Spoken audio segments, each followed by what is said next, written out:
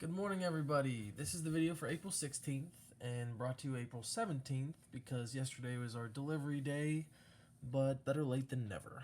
So, we're going to read chapter 4 in the adult to student text, okay? So, someone can read this to you, and then you're going to read the graphic novel to them, okay? So, what I'm going to do is I'm going to read the adult to student text for you right now, just the regular story, and then you guys can read the graphic novel on your own. And then we do have a worksheet that goes along with today, and that is the Word Builder worksheet. So let's get started. Chapter 4, The Hideout. So if I was going to guess, we'd be learning about what the hideout looks like, who's in it, how much space is there, that kind of thing for this chapter. The business was in a narrow two-story building. There were other buildings on each side. The first floor had offices on it. It also had a room where the pectin was packed for shipping. On the second and third floors, there were other rooms that had not been used for a long time. No one could see these rooms from the street. It was still early in the morning when the Franks arrived. They went into the building and up some steps to a small room that was just above the offices. From there, they went through a little door in the wall and up some more steps. Then they were on the second floor. So this would be their hideout. Anne looked around. She saw a bathroom and two other small rooms. Up some more stairs, Anne found a kitchen, another small room, and a ladder to the attic. From a window in the attic, Anne could see the windows of other buildings. The first thing that the family did was to put curtains on all the windows so that no one could see inside the hideout from the other buildings. There was one office right below the hideout. The people who worked in that office knew that the Franks were hiding upstairs. These people were friends who had promised to bring food to the Franks at night and to protect their hiding place. The Franks called them the Helpers. The Helpers were not Jewish, so they were able to come and go whenever they wanted. One of the helpers was a young woman named Mayep. She would shop for food each day and give it to the Franks. Everyone in the family was grateful to Mayep because she was taking a big risk. If the Nazis caught her helping the Franks, she would be arrested along with them. Some of the people in the offices downstairs did not know about the Franks' hiding place. It was important not to tell them because not everyone could be trusted. The Nazis would pay money to anyone who helped them find Jews. The Franks had to be completely quiet all day long so that no one in the offices would hear them. They could not turn on the water or flush a toilet because it would make noise.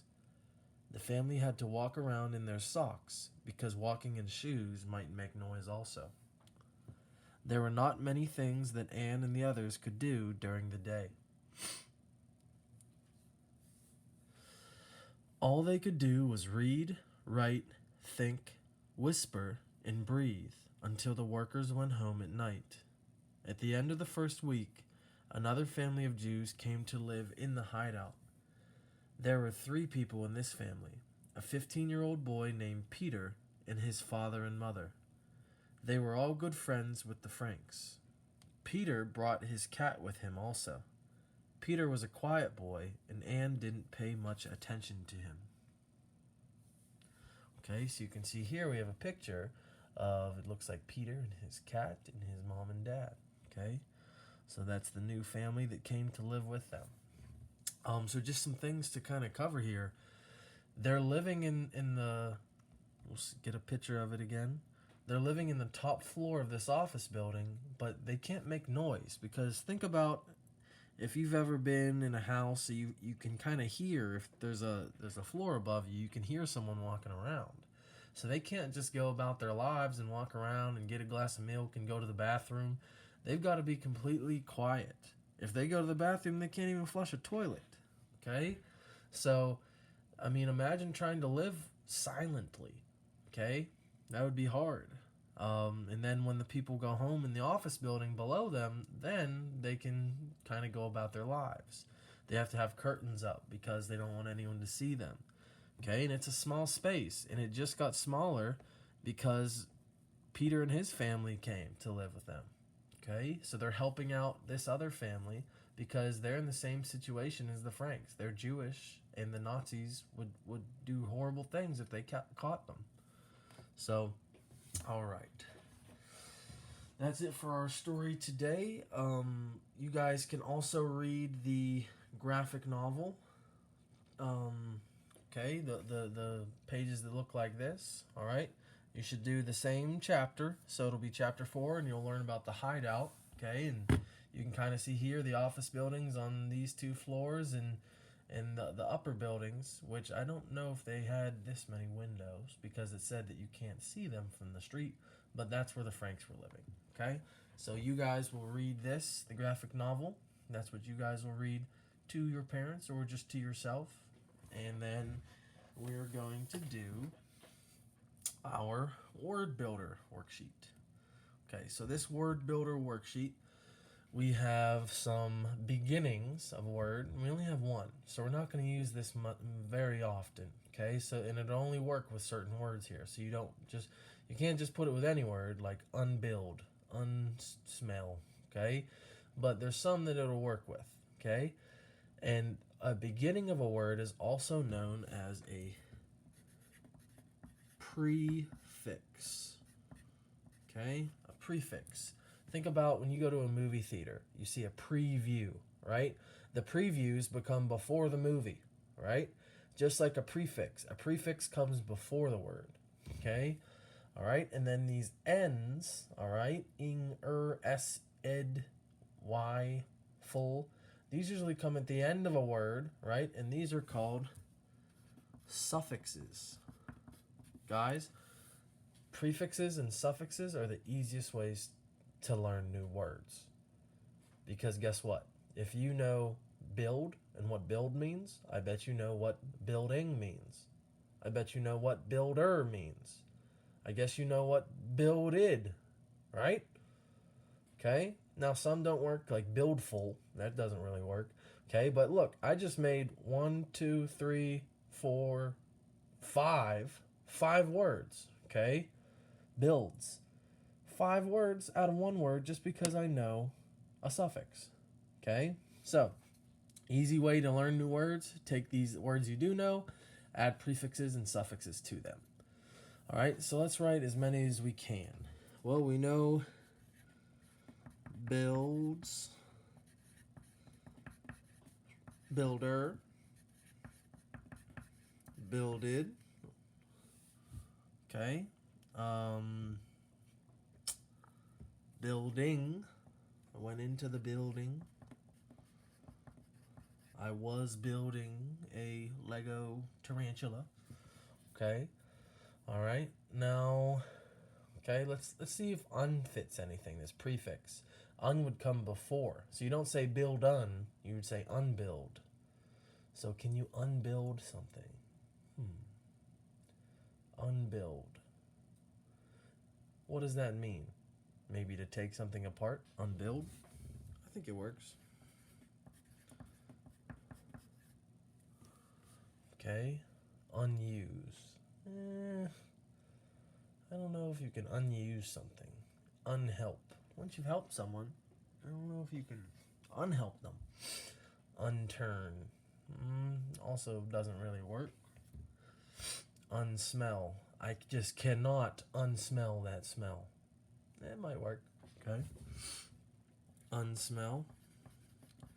You can't take it away. It's just so smelly. Unroom.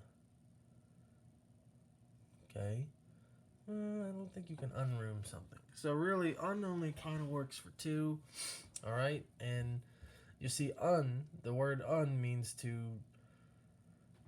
undo something, to get rid of it, to stop doing what you've already done. So if you've built something, you can unbuild it. Okay, if you smelled something, you can wish that you unsmelled it, right? Okay, that kind of thing. All right, so let's look at some other ones. How about use? Using. Okay, now using, remember, when we have an E and we want to add an ing, we have to do something to it. We have to drop that E, okay? So using becomes using. See how I dropped the E and I added ing. Okay? So using, user. Okay, a lot of video game players out there. User person, user controlled. Used. Yes. I used the spoon to eat my yogurt. Okay. Usey. I don't know if that quite works. Useful. It's very useful to have a pencil. Okay. Useful. All right. And you can see we keep the E with these ones. Okay. We keep the E, keep the E, keep the E. It's just with this ing that we get rid of the E. Okay. All right. How about help? Helping. Helper. Teacher's helper. Helps. It helps to have a friend. And maybe helped. I helped the person up. You see how I'm checking each word by using it in a sentence? Okay?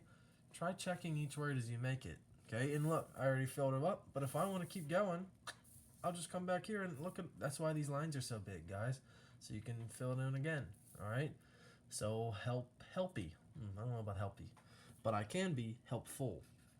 Okay? I wanted to be helpful, so I offered to carry groceries. Okay? Alright, how about turning? I was turning down your road to deliver your packet. Turner. Turner kind of is a name, right? You could have a name named Turner, but it's not really a word, okay? How about turns? You need to take turns. I'm sure you guys have heard that before. Okay, turns. Turned. I had turned down the road. Turny. Not sure. Turnful. You're full of turns. Not quite. Alright. So how about smell? Smelling. I was smelling something. It meant Bruce was in trouble. How about smeller? The smeller. It could technically be a word, but it doesn't quite use the smeller. How about smells? Ooh, what's that? Smells. Smells. And lots of different smells. How about smelled? I smelled something. It smelled wonderful. It smelled like a apple pie. How about smelly? Smelly. Okay. And smellful? Not quite. How about room? Rooming. I was rooming with my best friend in college. Rooming. How about rumor? Rooms. There's many different rooms. Roomed. I roomed with this person in college. Yep. I roomed. Okay, that means to live with somebody. Roomy. Not quite. Room full. Full of rooms. Not quite again. So you can see we got a bunch of different words here, guys. I even went back and filled out the lines almost a second time all the way through. See if you can find any that I couldn't, okay? So remember, prefixes, suffixes, and then this is our base word, okay? This is the regular old word, okay? And how can you tell the difference between what's a base word and what's a prefix or a suffix? Well, build, that's its own word. Use is its own word. Help is its own word. Ing is not a word. I can't go to the ing. Hey, can you grab that ing? How about S? Unless you're a snake, S is not its own word. How about Y? Huh? Can you someone? Nope. Okay, and full, you might think, well, full's a word. Full's only a word with two L's. Okay, this full is not a word. How about un? I love to go unning. It doesn't quite work. Okay, so prefixes and suffixes, they need a base word in order to exist. Okay, they can't stand alone. They are not a word by themselves. A base word is a word by themselves, but you can add stuff to them to mean different things, right? Like build means you're building something, okay? But a building is a noun. That is something with different rooms and offices, right? That's a building, okay? How about help? Okay, help someone. But helped means that I previously helped someone in the past. Okay, so lots of different things that can say whether you're doing it now, you're doing it in the past. Okay, if you're helpful, that just describes you. You're just a full of help. Okay, and these are suffixes. Okay, so prefix, preview before the movie, and suffix. Okay, that suffix is the ending part. All right, guys, that's today's April 16th video, and we will not have English again until next Tuesday. So enjoy some math. Have fun.